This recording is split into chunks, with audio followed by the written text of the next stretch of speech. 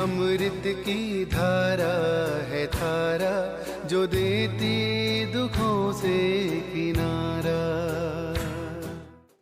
ओम शांति। मुरली मंथन हम 4 हिस्सों में करेंगे। ज्ञान, योग, धारणा और सेवा। ज्ञान मंथन आसान करने के लिए उनको 7 हिस्सों में बांटा गया है। पहला है परमात्मा, दूसरा है आत्मा, तीसरा है त्रिलोक और त्रिमूर्ति, चौथा है कल्पवृक्ष, पांचवा है सृष्टि चक्र, छठा है सीढ़ी अथवा भारत के उत्थान और पतन की कहानी, और सातवां है गीता और गीता के भगवान। आज 15 सितंबर 2020।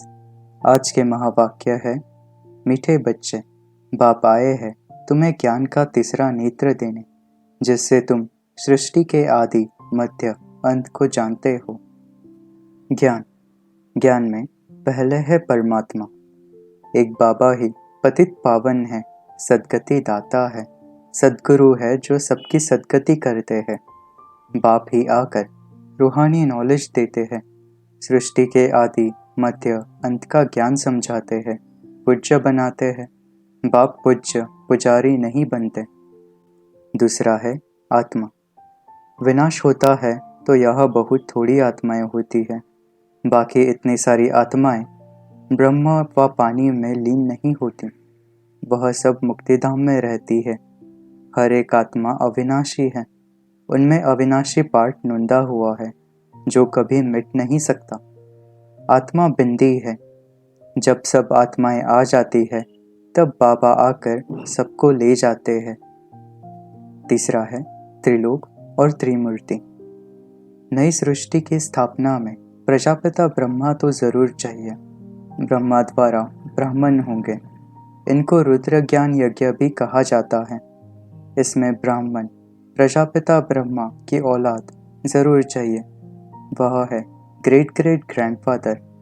ब्राह्मण है पहले नंबर में चोटी वाले। आदम बीबी एडम इव को मानते भी हैं। चौथा है कल्पवृक्ष। अभी भारतवासी जो आदि सनातन देवी देवता धर्म वाले थे, उन्हों को अपने धर्म का कुछ भी पता नहीं है। तुम्हारी इन बातों को सब धर्म वाले नहीं समझेंगे। जो इस धर्म के कहा कन्वर्ट हो गए होंगे वही आएंगे। जो कन्वर्ट होगा उनको टच होगा और आकर समझने की कोशिश करेंगे, नहीं तो मानेंगे नहीं। आदि सनातन देवी देवता धर्म वाले जो कन्वर्ट हो गए हैं, उनको अपने धर्म में जरूर आना पड़ेगा। झाड़ में भी अलग अलग सेक्शंस हैं, फिर आएंगे भी नंबरवार। पांचवा है सृष्टि चक्र। सब आत्माओं में अविनाशी पार्ट नुंदा हुआ है। निर्वाण आदि में कोई भी जाते नहीं है। सबको पार्ट बजाना ही है। पिछाड़ी में होता है बाप का पार्ट। नई दुनिया की स्थापना, फिर पुरानी दुनिया का विनाश, यह भी ड्रामा में नुंदा हुआ है। छठा है सीढ़ी अथवा भारत के उत्थान और पतन की कहानी।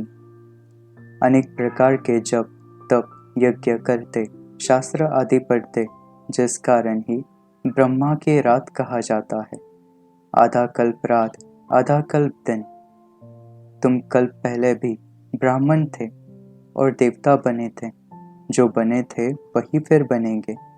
आदि सनातन देवी देवता धर्म के तुम हो। तुम ही पूज्य और पुजारी बनते हो। भारत ही आधा कल्प पुजारी बनता है। इस समय तुम पुजारी से पूज्य बन रहे हो। तुम्हारा सबसे अच्छा यादगार मंदिर तेलवाड़ा मंदिर है। नीचे तपस्या में बैठे हैं, ऊपर में राजाई, और यहाँ तुम चैतन्य में बैठे हो। वह जड़ मंदिर है, यहाँ तुम चैतन्य में हो। स्वर्ग को नहीं तो कहाँ दिखाए, इसलिए छत में स्वर्ग को दिखाया है। यह मंदिर खलास हो जाएंगे, फिर भक्ति मार्ग में बनेंगे। इस समय सब पतित है। पावन दुनिया तो एक स्वर्ग ही है।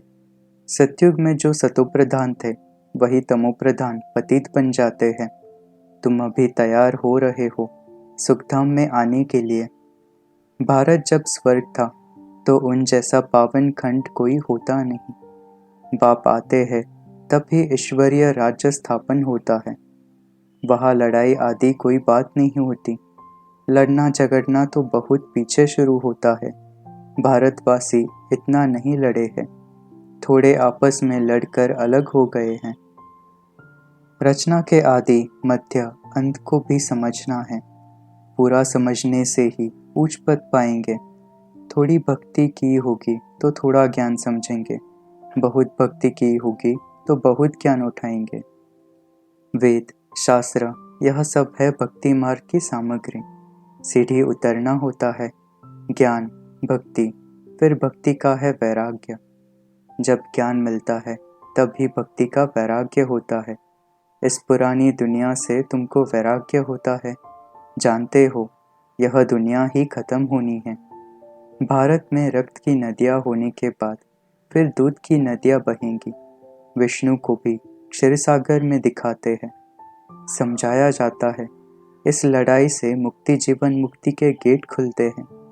जितना तुम बच्चे आगे बढ़ेंगे उतना ही आवाज़ निकलता रहेगा, अब लड़ाई लगी की लगी। 7वां है गीता और गीता के भगवान। बाप यह नॉलेज देते हैं आत्माओं को, बाकी तो सब मनुष्यों को ही देते हैं। शास्त्र भी मनुष्यों ने लिखे हैं, मनुष्यों ने पढ़े हैं। यहाँ तो तुम्हें रूहानी बाप पढ़ाते हैं और रूह पढ़ती है। बाप कहते हैं, इन शास्त्रों आदि से किसकी भी सद्गति हो नहीं सकती। बाप ही आकर सच्चा ज्ञान दे सद्गति दिलाते हैं। योग, अपने को आत्मा समझ बाप को याद करेंगे तो तुम्हारे जन्म जन्मांतर के पाप कट जाएंगे और मुक्ति धाम में चले जाएंगे। यह पैगाम बाबा सब धर्मों के लिए देते हैं। अभी मैं गुजराती हूँ, फलाना हूँ, यह सब छोड़ अपने को आत्मा समझ बाप को याद करो तो विकर्म विनाश होंगे, पवित्र बन जाएंगे। यह है योग अग्नि। धारणा, पहला, याद रहे हम एक बाप के बच्चे, सब आत्माएं भाई भाई हैं। दूसरा, बाबा जो कुछ समझाते हैं उसको धारण करना है। तीसरा, अब इस बेहद की दुनिया का संन्यास करना है, पवित्र बनना है। सेवा, सब धर्म वालों के पास जाकर बाबा का पैगाम देना है। सबको समझाओ, एक बाप को याद करने से तुम्हारे विकर्म विनाश होंगे और मुक्ति धाम में आ जाएंगे। चित्रों की मदद लेकर समझाओ, हर एक चित्र पर लिखा हुआ हो शिव भगवानुवाच। वरदान, अलबेलेपन की नींद को तलाक देने वाले निद्राजित चक्रवर्ती भव। साक्षात्कार मूर्त बन भक्तों को साक्षात्कार कराने के लिए अथवा चक्रवर्ती बनने के लिए निद्राजित बनो। जब विनाश काल भूलता है तब अलबेलेपन की नींद आती है। भक्तों की पुकार सुनो, दुखी आत्माओं के दुख की पुकार सुनो, प्यासी आत्माओं के प्रार्थना की आवाज़ सुनो, तो कभी भी अलबेलेपन की नींद नहीं आएगी। तो अब सदा जागती ज्योत बन अलबेलेपन की नींद को तलाक दो और साक्षात्कार मूर्त बनो। स्लोगन, तन मन धन, मन वाणी कर्म, किसी भी प्रकार से बाप के कर्तव्य में सहयोगी बनो तो सहज योगी बन जाएंगे। ओम शांति।